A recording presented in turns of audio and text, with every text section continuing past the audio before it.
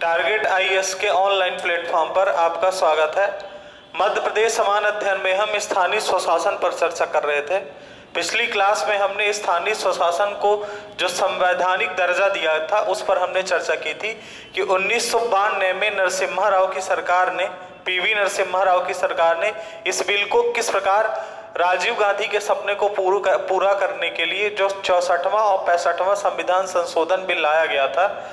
हालांकि राजीव गांधी की मृत्यु हो गई उसके बाद, इसलिए 1991 में जब आम चुनाव हुए और कांग्रेस की सरकार बनी तब पीवी नरसिम्हा राव ने उस बिल को 73वां और 74वां संविधान संशोधन बिल के नाम से लाया और 73वें संविधान संशोधन बिल जो पंचायती राज से रिलेटेड है, इसको 1992 में संविधान में ये बिल मतलब लोकसभा और राज्यसभा में इस बिल को लाया गया।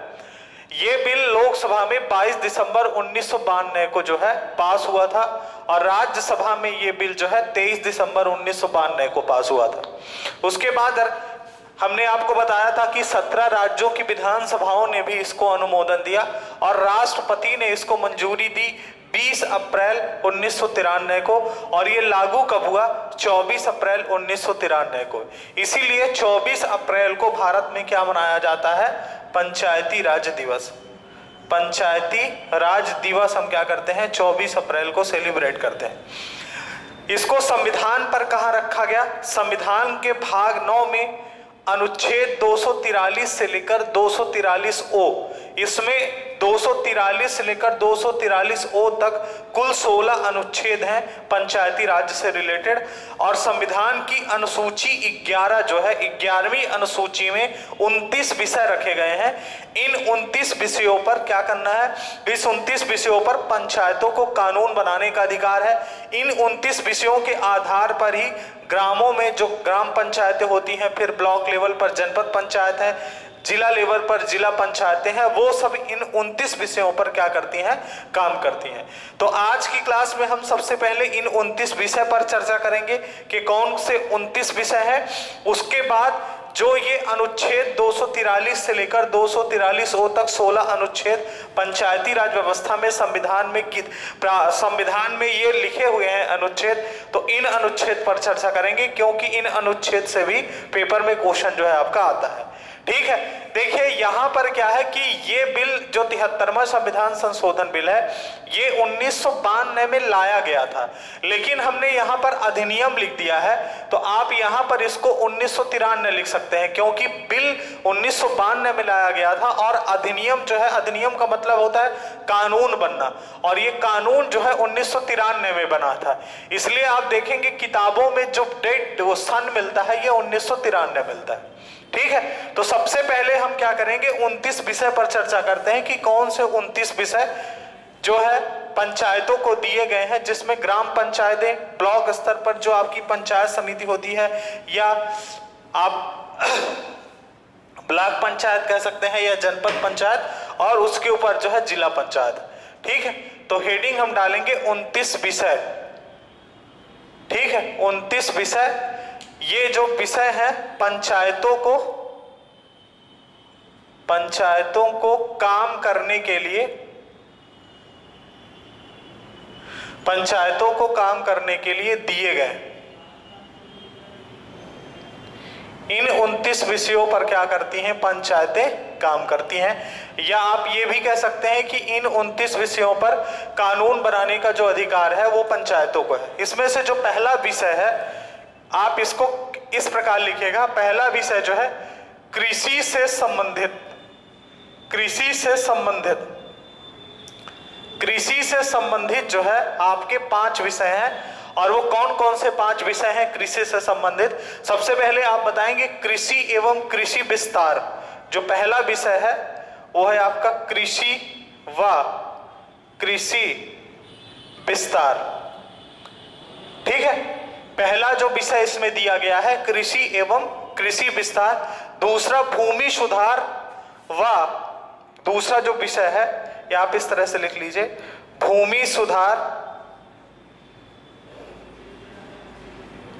व भूमि विकास। चकबंदी,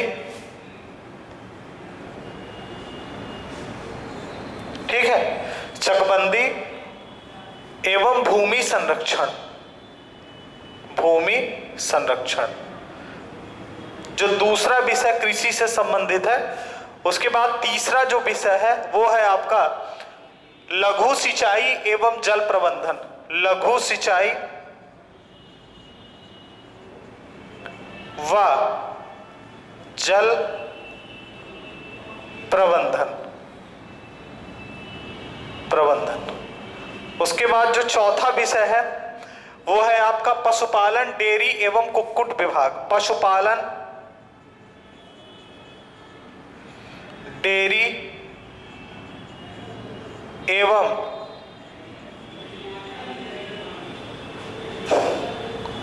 कुक्कुट पालन।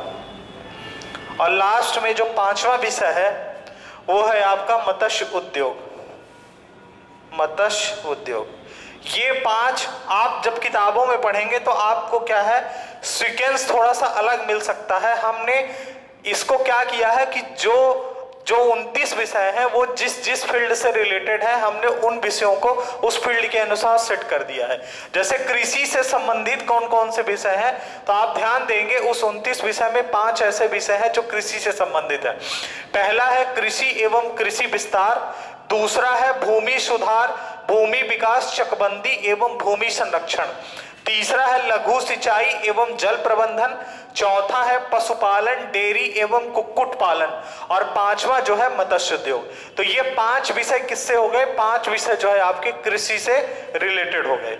उसके बाद दूसरा आप बताएंगे वनोपज एवं उद्योग से रिलेटेड जो विषय, दूसरा है आपका वनोपज व उद्योग, ठीक है। जो इनसे संबंधित विषय है वो 4 हैं। उसमें से पहला है आपका सामाजिक वानिकी, सामाजिक वानिकी पहला जो विषय है। दूसरा आप बताएंगे उसमें लघु वनोपज, लघु वनोपज। तीसरा जो विषय है वो है आपका लघु उद्योग जिसमें खाद्य प्रसंस्करण शामिल है, लघु उद्योग जिसमें खाद्य प्रसंस्करण शामिल।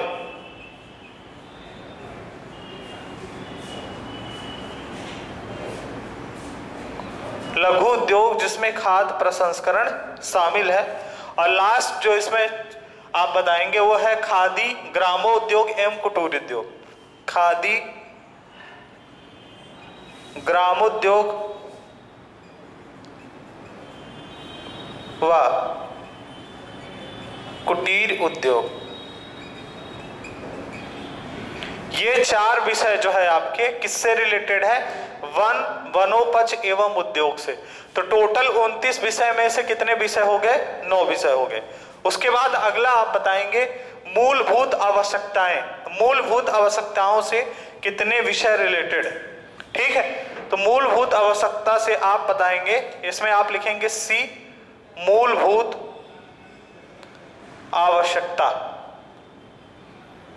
मूलभूत आवश्यकता से रिलेटेड इसमें कितने विषय हैं, 5 विषय हैं। जिसमें पहला विषय आप बताएंगे ग्रामीण आवास, पहला विषय है ग्रामीण आवास। दूसरा विषय है पेयजल। तीसरा विषय आप बताएंगे, तीसरा विषय है सड़कें, पुलिया, जल मार्ग, सड़कें, पुलिया, जल मार्ग व यातायात के साधन, ठीक है। तीसरा विषय है सड़कें, पुलिया, जल मार्ग, यातायात के अन्य साधन, ग्रामीण विद्युतीकरण, यातायात के अन्य साधन। उसके बाद चौथा है ग्रामीण विद्युतीकरण, और लास्ट है आपका ईंधन व चारा। ईंधन व चारा। तो ये 5 विषय हो गए मूलभूत आवश्यकता से, टोटल विषय हो गए आपके 14। उसके बाद अगला आप बताएंगे ऊर्जा एवं निर्धनता से संबंधित। इसमें 4 विषय हैं ऊर्जा एवं निर्धनता से संबंधित। डी है आपका ऊर्जा एवं निर्धनता से संबंधित। इसमें पहला विषय आप बताएंगे ऊर्जा एवं निर्धनता से संबंधित 2 विषय हैं। पहला है गैर परंपरागत ऊर्जा स्रोत, गैर परंपरागत ऊर्जा स्रोत, और दूसरा विषय है निर्धनता अवमूल्यन कार्यक्रम। निर्धनता अवमूल्यन कार्यक्रम। ये आपके 2 विषय किससे रिलेटेड हो गए? ऊर्जा एवं निर्धनता से संबंधित। उसके बाद अगला आप बताएंगे अगला विषय संस्कृति से संबंधित। संस्कृति से संबंधित भी 2 विषय हैं, जिसमें पहला है आपका सांस्कृतिक कार्यक्रम। पहला है सांस्कृतिक कार्यक्रम और दूसरा है आपका बाजार व मेले। ठीक है, तो 2 विषय आपके ये हो गए, संस्कृति से संबंधित 2 विषय हो गए। तो टोटल आपके कितने हो गए? आप बताएंगे टोटल 18 विषय हो गए। उसके बाद अगला जो विषय है वह है आपका स्वास्थ्य से संबंधित। स्वास्थ्य से संबंधित जो विषय है, ठीक है। स्वास्थ्य से संबंधित विषय में केवल एक विषय है, वह है प्राथमिक स्वास्थ्य केंद्र एवं औषधालय। प्राथमिक स्वास्थ्य केंद्र एवं औषधालय। प्राथमिक स्वास्थ्य केंद्र एवं औषधालय। ठीक है। उसके बाद अगला आप बताएंगे विषय जो है वो है शिक्षा से।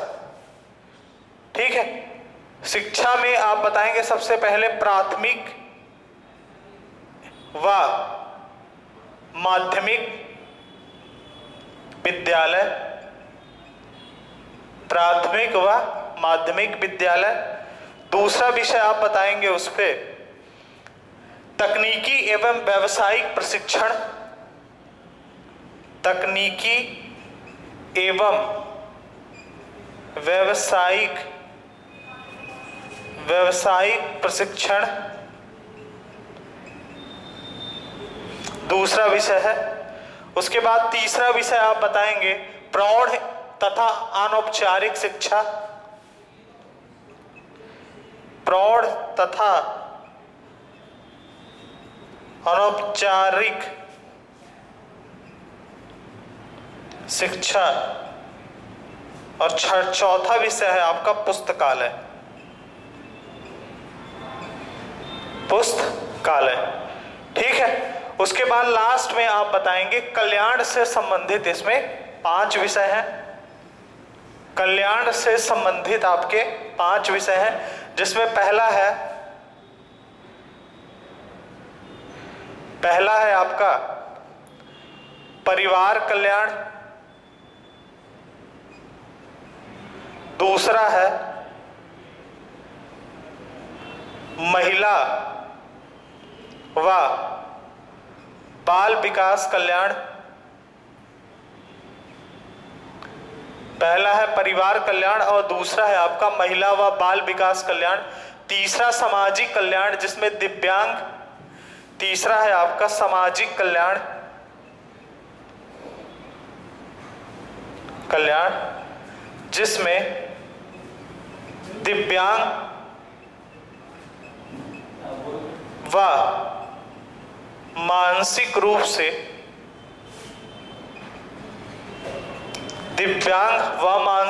से अविकसित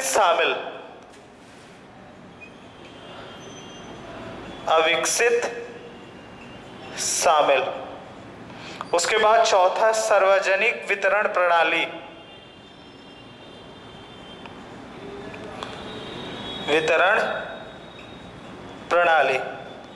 और लास्ट में जो आपका पांचवा विषय है वो है आपका सामुदायिक अस्थियों का अनुरक्षण। सामुदायिक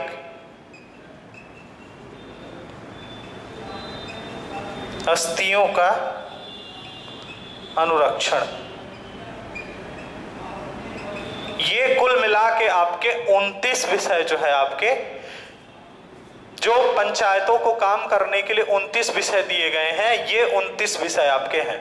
ठीक है, तो हम इसको क्या करेंगे, ये विषय हमने आपको इसलिए बताया है क्योंकि हमें जानकारी ये रहे कि पंचायतें किन किन विषयों पर काम करती हैं, ये जानना बहुत जरूरी है।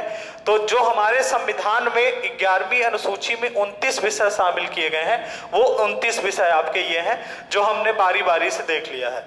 अब हम लास्ट में एक चीज और देख लेते हैं कि जो हमारे अनुच्छेद हैं पंचायतों से रिलेटेड, जो आपके 16 अनुच्छेद हैं, वो कौन कौन से अनुच्छेद हैं। ठीक है, तो उसमें सबसे पहले आप बताएंगे, देखिए 243 से लेकर 243 ओ तक टोटल कितने आर्टिकल हैं, 16 अनुच्छेद हैं। ठीक है, तो इन अनुच्छेद को हम क्या करेंगे, सबसे पहले यहां पर लिख लेते हैं, फिर इनका डिस्कशन करते हैं। सबसे पहले आप बताएंगे आर्टिकल 243। आर्टिकल 243 में क्या दिया हुआ है, आपकी परिभाषा दी हुई है। जितने भी पंचायतों से रिलेटेड टर्म्स हैं, जितने भी शब्द आते हैं, जैसे ग्राम पंचायत क्या होती है, जनपद पंचायत क्या होती है, जिला पंचायत क्या होती है, इन सब की जो परिभाषा लिखी हुई है वो अनुच्छेद 243 में लिखी हुई है। तो पहला जो आर्टिकल है 243, वो क्या है, इसमें परिभाषा जो है, डिफिनीशन, डिफरेंट टर्म्स जो है उन सबकी डिफिनीशन लिखी हुई है। दूसरा आप बताएंगे आर्टिकल 243 ए, बहुत इंपॉर्टेंट आर्टिकल है। इसमें ग्राम सभा के बारे में उल्लेख किया गया है। जो गांवों में ग्राम सभा होती है, उस ग्राम सभा का उल्लेख आर्टिकल 243 ए में किया गया है। आर्टिकल 243 बी में पंचायतों के गठन का उल्लेख किया गया है। पंचायतों के गठन का उल्लेख किया गया है, पंचायतों के गठन का। आर्टिकल 243 सी में पंचायतों की संरचना का उल्लेख, पंचायतों की संरचना का उल्लेख, पंचायतों की संरचना का उल्लेख आर्टिकल 243 सी में किया गया है। आर्टिकल 243 डी में पंचायत में स्थानों का आरक्षण जो है, 243 डी में पंचायतों के स्थानों में, पंचायतों के स्थानों में आरक्षण का उल्लेख। ठीक है, उसके बाद 243 डी के बाद 243 ई में आप बताएंगे पंचायतों की अवधि का उल्लेख किया गया। पंचायतों की अवधि का उल्लेख किया गया। ठीक है, तो पहला आर्टिकल है 243 जिसमें डिफिनीशन या परिभाषा लिखी है। 243 ए में ग्राम सभा, 243 बी में पंचायतों के गठन, 243 सी में पंचायतों की संरचना, 243 डी में पंचायतों के स्थानों में आरक्षण, 243 ई में पंचायतों की अवधि का उल्लेख किया गया। उसके बाद 243 ई के बाद 243 एफ में आप बताएंगे कि पंचायत सदस्यों की निहरता का उल्लेख किया गया। पंचायत सदस्यों की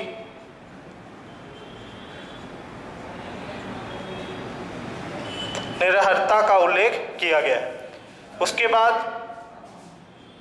243 जी में आप बताएंगे पंचायतों की शक्ति, प्राधिकरण एवं उत्तरदायित्व का उल्लेख किया गया। पंचायतों की शक्ति, उत्तरदायित्व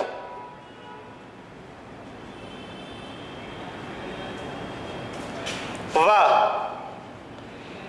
प्राधिकरण का उल्लेख किया गया। उसके बाद 243 एच में आप बताएंगे, 243 एच में आप बताएंगे पंचायतों के करारोपण की शक्ति व पंचायत निधि। पंचायतों को करारोपण की शक्ति व पंचायत निधि। करारोपण की शक्ति का मतलब यह है कि पंचायतों को टैक्सेस का अधिकार दिया जाए, पंचायतों को वित्त का अधिकार दिया जाए और पंचायत निधि का गठन किया जाए, एक पंचायत निधि हो। ठीक है, ये आर्टिकल 243 एच में उल्लेख किया गया। उसके बाद आप बताएंगे 243 आई में राज्य वित्त आयोग का गठन किया गया। 243 आई में राज्य वित्त आयोग का गठन किया गया, स्टेट फाइनेंस कमीशन का गठन किया गया 243 आई में। उसके बाद 243 जे में आप बताएंगे, इसमें सामाजिक अंकेक्षण का उल्लेख किया गया। सामाजिक अंकेक्षण या इसी को इंग्लिश में सोशल ऑडिट भी कहते हैं, इसका उल्लेख किया गया। उसके बाद 243 के में आप बताएंगे राज्य निर्वाचन आयोग का उल्लेख किया गया। राज्य निर्वाचन आयोग का उल्लेख किया गया। फिर 243 एल में आप बताएंगे संघ राज्य क्षेत्र में लागू होना।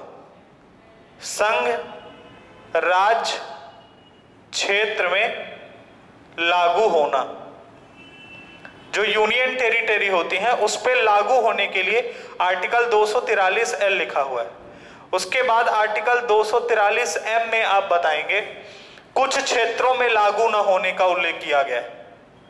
कुछ क्षेत्रों में लागू न होना, कुल क्षेत्रों में लागू न होना। उसके बाद 243 एन में आप बताएंगे विद्यमान विधि व पंचायतों का बना रहना। विद्यमान विधि व पंचायतों का बना रहना। और लास्ट में आप बताएंगे आर्टिकल 243 ओ में न्यायालय के हस्तक्षेप का वर्जन। न्यायालय के हस्तक्षेप का वर्जन। ये 243 से लेकर 243 ओ तक सभी 16 अनुच्छेद जो पंचायती राज से रिलेटेड है।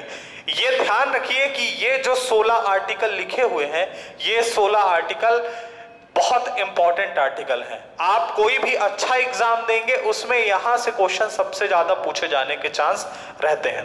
एक बार मैं सबको रिपीट कर देता हूं। देखिए आर्टिकल 243 में परिभाषा लिखी हुई है। और परिभाषा किसकी लिखी हुई है? परिभाषा जितने भी ऐसे टर्म्स हैं जो पंचायती राज से रिलेटेड आते हैं, जैसे ग्राम सभा, जनपद पंचायत, जिला पंचायत, इन सब की परिभाषा आर्टिकल 243 में लिखी हुई है। आर्टिकल 243 में ग्राम सभा का उल्लेख किया गया है। जो गांवों में ग्राम सभा लगती है उस पर ग्राम सभा के बारे में जितनी भी जानकारियां हैं कि ग्राम सभा की ग्राम सभा की अध्यक्षता कौन करता है, ग्राम सभा का कितना कोरम होना चाहिए, एक वर्ष में कितनी इसकी बैठक होनी चाहिए, इसकी अध्यक्षता कौन करेगा, अगर अध्यक्ष नहीं है तो कौन अध्यक्षता करेगा, ये सब चीजें जो है ग्राम सभा के बारे में उल्लेख किया गया है। उसके बाद आर्टिकल 243 बी में पंचायतों के गठन का उल्लेख किया गया है कि पंचायतों का गठन किस प्रकार किया जाएगा। 243 सी में पंचायतों की संरचना के बारे में उल्लेख किया गया है कि पंचायतों की संरचना कैसी है। जैसे भारत में आप देखेंगे कि कुछ ऐसे राज्य हैं जहां पर 4 स्तरीय पंचायती राज व्यवस्था लागू है, जैसे बंगाल है। कुछ राज्यों में आप देखेंगे तो 3 स्तरीय पंचायती राज व्यवस्था लागू है। जिन राज्यों की जनसंख्या 20 लाख से कम है वहां पर जो मध्य स्तर पर पंचायत समिति होती है वो नहीं है, या तो ग्राम पंचायत है, फिर टॉप लेवल पर आप देखेंगे तो आपको जिला पंचायत दिखाई देंगी। कहीं पर 1 स्तरीय पंचायती राज व्यवस्था लागू है, कहीं पर 2 स्तरीय पंचायती राज व्यवस्था लागू है, कहीं पर 3 है, कहीं पर 4 है। उसी प्रकार पंचायतों के स्थानों में आरक्षण का उल्लेख किया गया है। जैसे आप देखेंगे पंचायतों में जो सीटें होती हैं, सरपंचों के इलेक्शन के समय आप देखेंगे, जनपद के समय आप देखेंगे कि सीटें आरक्षित हो जाती हैं। कहीं महिला सीट हो जाती है, कहीं ST SC के लिए हो जाती है, कहीं OBC के लिए हो जाती है, कहीं सामान्य के लिए हो जाती है। तो पंचायतों में आरक्षण का भी उल्लेख किया गया है। पंचायतों की अवधि का उल्लेख किया गया है कि पंचायतों का कार्यकाल कितने वर्ष तक होता है।